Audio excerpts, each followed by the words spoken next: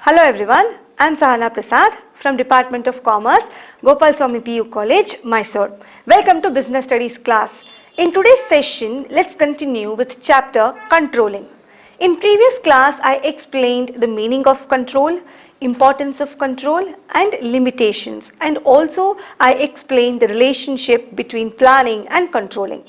In this session, let me explain controlling process and various techniques of managerial control. Now let us see what are the steps involved in controlling process. First step is setting performance standard.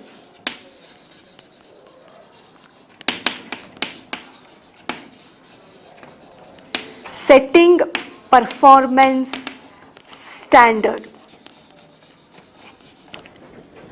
So this is the first step in controlling process.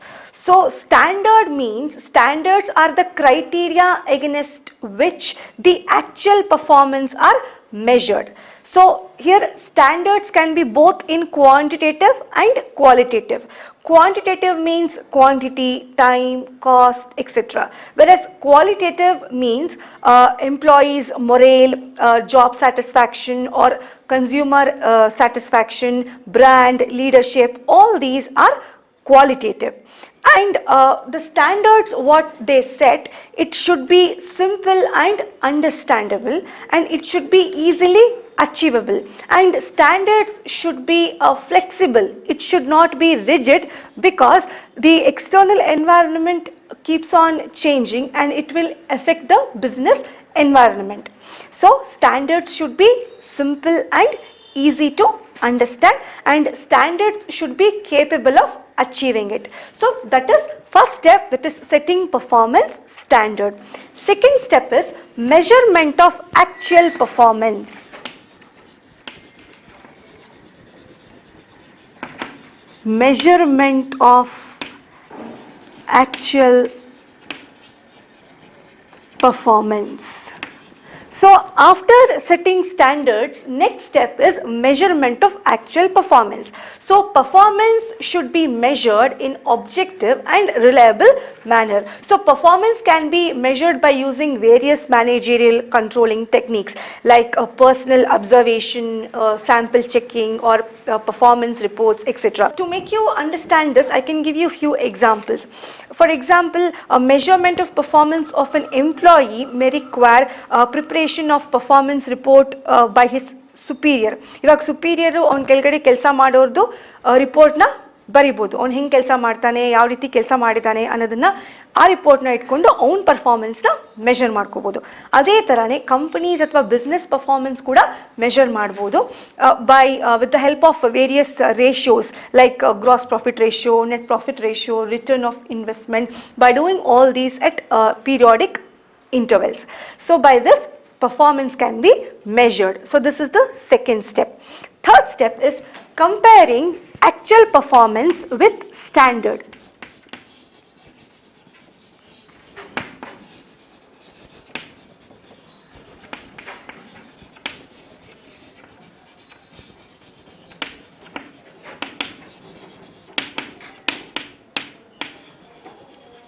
Actual performance with standard. So this step involves the comparison of actual performance with standard performance. Standard performance ಅವ್ರು ಏನು set ಮಾಡಿರ್ತಾರೆ ಅದ್ರ ಜೊತೆಗೆ actual performance ಅವ್ರು ಏನು ಮಾಡ್ತಾ ಇರ್ತಾರೆ ಅದ್ರ ಜೊತೆ ಕಂಪೇರ್ ಮಾಡ್ತಾ ಹೋಗ್ತಾರೆ.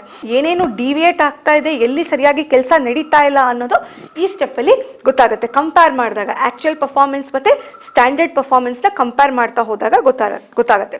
So comparison becomes easier when standards are set in quantitative terms. And to compare this actual performance with standard performance, various data can be used like performance reports, data, charts, diagrams, all these can be used. So this is comparing actual performance with standard. Next step is analyzing deviation.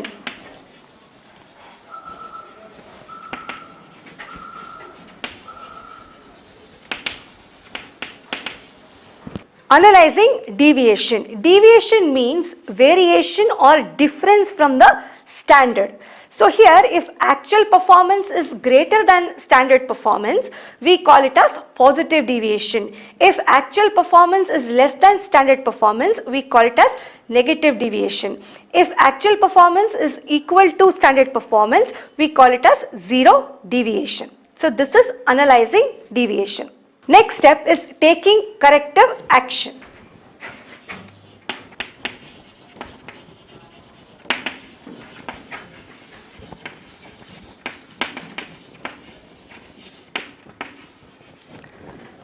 So after analyzing deviation, the next step is taking corrective action.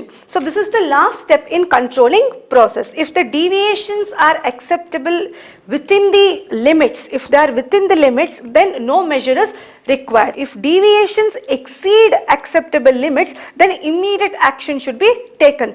For example, ivaga business alli yado ಒಂದು project ಗೆ ಏನೋ ಒಂದು deadline ಇರುತ್ತೆ, ಅದನ್ನ ಅವರು reach ಆಗಕ್ಕೆ ಆಗ್ತಾ ಇಲ್ಲ, ಆನ್ ಟೈಮ್ ಕಂಪ್ಲೀಟ್ ಮಾಡಕ್ಕೆ ಆಗ್ತಾ ಇಲ್ಲ ಅಂದರೆ ಇಮ್ಮಿಡಿಯೇಟ್ ಆ್ಯಕ್ಷನ್ ತಗೋಬೇಕು.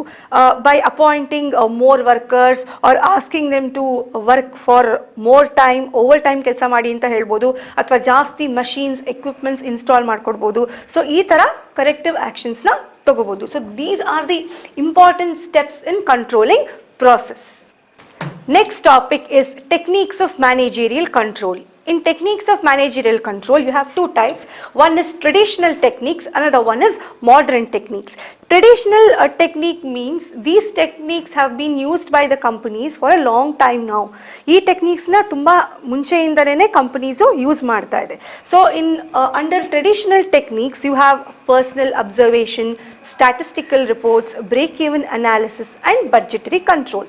And under modern techniques are of recent origin and they are comparatively new to the management. You have several modern techniques. You have written on investment, ratio analysis, responsibility accounting, management audit, PERT and CPM and management information system. So now let us discuss the traditional techniques. First one is personal observation. Personal observation means if a manager take round around the workplace just to observe the work which is being performed by the employees in the organization. So that we call it as personal observation. So if there is any defect in the performance, immediate action can be taken. So that is personal observation. Next is statistical reports. See, various data can be used for diagrammatical representations like pie chart, bar graph, histogram. All these can be used to assess companies' performance. And if there is any deviation, they will come to know.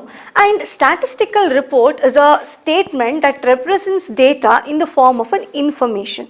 So statistical data and regular reports, it provides information about companies' financial performance and also companies' non-financial performance. So this is statistical data or statistical reports. Next one is break-even analysis. Break-even analysis, it is a useful tool for determining at what point your company's new product or new service will be profitable. So break-even analysis is also known as cost volume profit analysis, and it is a financial calculation used to determine the number of products or service which a company need to sell at least to cover the cost. So that we call it as break-even analysis. Next is budgetary control. Budgetary control, it is a system of achieving performance on the basis of budget. You know what is budget? Budget means estimation or estimating. See, it is a process, budgetary control, it is a process on which budgets are prepared for the future period. And here the actual performance are compared with standard. And here again they will come to know about the variation. So that we call it as budgetary control. So these are the four traditional techniques of managerial control. Now let us see the various modern techniques of managerial control. First one is return on investment. Return of investment means it is an important tool to measure the overall performance of the company. Return of investment ಅಂದ್ರೆ ಏನು capital invest ಮಾಡಿರ್ತೀವಿ ಅದು ನಮಗೆ ಸರಿಯಾದ ರೀತಿಯಲ್ಲಿ return ಬರುತ್ತಾ ಇಲ್ವಾ ಅಂತ ಗೊತ್ತಾಗುತ್ತೆ. So that we call it as return on investment. So whatever capital they have invested, whether that has been used effectively and efficiently, we will come to know. That is return on investment. Ratio analysis means it is an analysis of the financial information. See, here the ratio analysis refers to the analysis of various pieces of financial information in the financial statement. Financial statements ಅಲ್ಲಿ ಏನು financial information ಇರುತ್ತೋ ಅದನ್ನ ನಾವು analyse ಮಾಡೋದಕ್ಕೆ ನಾವು ratio analysis ಅಂತ ಕರಿತೀವಿ. It helps to identify the problem areas and it brings to the notice of the management. So that is ratio analysis. Next is responsibility accounting. Responsibility accounting, it is a system of control where responsibility is assigned to a particular department. ಇವಾಗ ಒಂದೊಂದು ಡಿಪಾರ್ಟ್ಮೆಂಟ್ಗೆ ಒಬ್ಬೊಬ್ಬರನ್ನ head ಅಂತ ಮಾಡಿರ್ತಾರೆ. So ಆ ಡಿಪಾರ್ಟ್ಮೆಂಟ್ದು ಏನು responsibility ಇರುತ್ತೆ ಅದು ಆ ಡಿಪಾರ್ಟ್ಮೆಂಟ್ದು ಹೆಡ್ ತಗೋಬೇಕು. His responsibility is to control the cost of that particular department. That is called it as responsibility accounting. Next is management audit.